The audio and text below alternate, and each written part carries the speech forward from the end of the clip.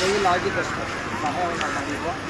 ನಮ್ಮ ಸೇನಾನಿ ಒಬ್ಬರು ವಿಕ್ಟೋರಿಯಾ ಆಸ್ಪತ್ರೆಯಲ್ಲಿ ತುಂಬ ತೊಂದರೆಯಲ್ಲಿರೋದ್ರಿಂದ ಅದನ್ನು ಹೇಳಿ ತುಂಬ ತೊಂದರೆಯಿಂದ ಹೇಳಿದರು, ಈ ಥರ ಸಮಸ್ಯೆ ಇದೆಯಪ್ಪ ಅಂತ. ಅವ್ರಿಗೆ ಈಚೆ ಮೆಡಿಷನ್ಗಳಿಗೋಸ್ಕರ ತೊಂದರೆ ಇತ್ತು, ನಮ್ಮೊಂದು ಸ್ವಲ್ಪ ಸಹಾಯ ಮಾಡಿ ಅಂತ ಕೇಳ್ಕೊಂಡಿದ್ದು. ಆ ಕುಟುಂಬವನ್ನು ನಿನ್ನೆನೇ ಬರಬೇಕಾಗಿತ್ತು, ದಯವಿಟ್ಟು ಕ್ಷಮಿಸಿ.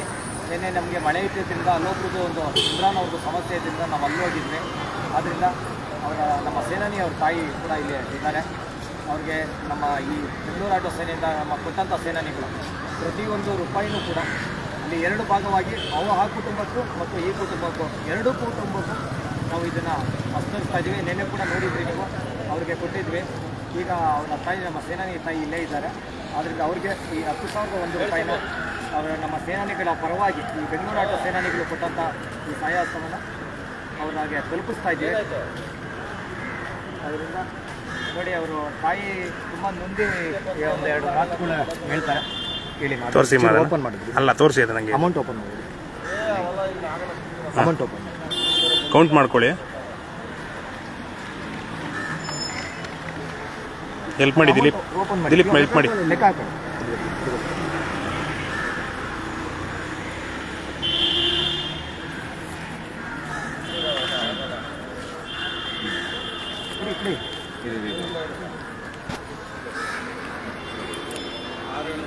ಈ 10,001 ರೂಪಾಯಿನ ನಮ್ಮ ಸೇನಾನಿಯವ್ರ ತಾಯಿಗೆ ತಲುಪಿಸಿದ್ದೀವಿ.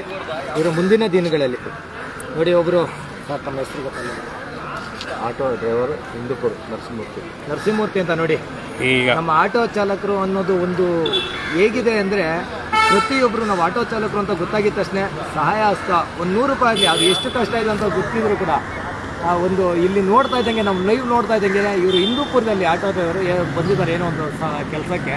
ಅವರು ಕೂಡ ಒಂದು ಸಹಾಯ ಹಸ್ತವನ್ನು ಮಾಡ್ತಾ ಇದ್ದಾರೆ. ಹೀಗೆ ನೋಡಿ, ನಮ್ಮ ಆಟೋ ಚಾಲಕರು ಇದೇ ರೀತಿ ಒಗ್ಗೂಟ್ಕೊಂಡು ಹೋದರೆ ಯಾರೂ ಕೂಡ ಸಮಸ್ಯೆ ಬರ್ಕೊಡ್ದು. ಬಂದಾಗ ನಾವೇ ಜೊತೆಗೂಡಿ ನಮ್ಮ ಸಮಸ್ಯೆಗಳನ್ನ, ಯಾವುದೇ ಸರ್ಕಾರ ನಮ್ಮನ್ನು ಏನು ಮಾಡಲ್ಲ ಸ್ವಾಮಿ, ನಮ್ಮ ಕುಟುಂಬ ನಮ್ಮ ಇದು ಅನ್ನೋದನ್ನು ನಾವು ಅವ್ರಿಗೆ ತೋರಿಸ್ಕೊಡ್ಬೇಕು. ನಮ್ಮ ಆಟೋ ಚಾಲಕರೇ ಒಗ್ಗೂಡಬೇಕು. ಒಂದೆರಡು ಮಾತಾಡೋಣ. ಏನಾರ ನೀವು ಮಾತಾಡಿ ಸರ್, ಏನಾದರೂ ಮಾತಾಡಿ. ನೀವು ಚಾಲಕರ ಬಗ್ಗೆ ಏನಾದ್ರು ಮಾತಾಡಿ. ಅಲ್ಲ, ನೀವು ನಾನು ಮಾಡಿದ್ದೀನಿ ಹೆಲ್ಪು. ನಮಸ್ಕಾರ. ಅವ್ರಿಗೆಲ್ಲ ಏನು ಆಟೋ ಡ್ರೈವರ್ ಎಲ್ಲಿದ್ರು ಅವ್ರು ಕಷ್ಟದಲ್ಲಿದ್ದರು, ಅವ್ರು ಸಹಾಯ ಮಾಡಬೇಕಂತ ಎಲ್ಲರಿಗೂ ಮನವಿ ಮಾಡ್ಕೊತಾ ಇದ್ದೀವಿ.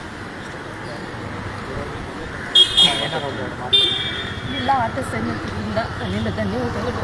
ಸ್ವಲ್ಪ ಜೋರಾಗಿ ಅಳ್ಬೇಡಿ, ಎಲ್ಲರೂ ನಾವೆಲ್ಲ ಇದ್ದೀವಿ ಜೊತೆಗೆ.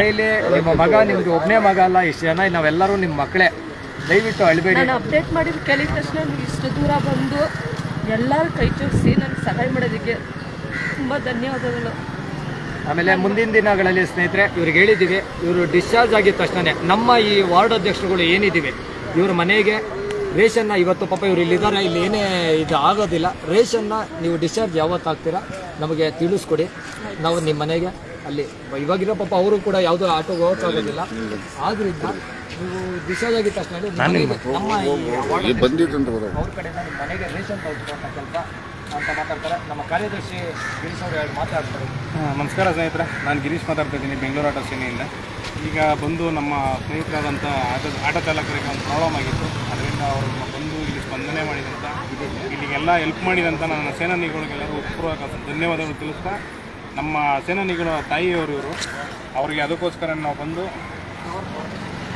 ಬಂದು ಇಲ್ಲಿ ಬಂದು ಹೆಲ್ಪ್ ಮಾಡೋಂಥ ಕೆಲಸ ಮಾಡಿದ್ದೀವಿ.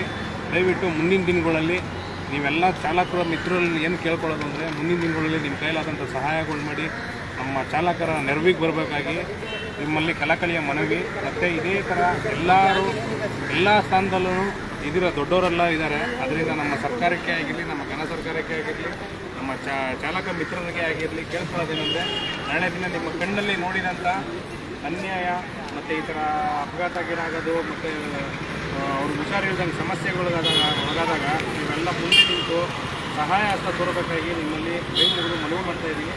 ಜೈ ಹಿಂದ್, ಜೈ ಕರ್ನಾಟಕ.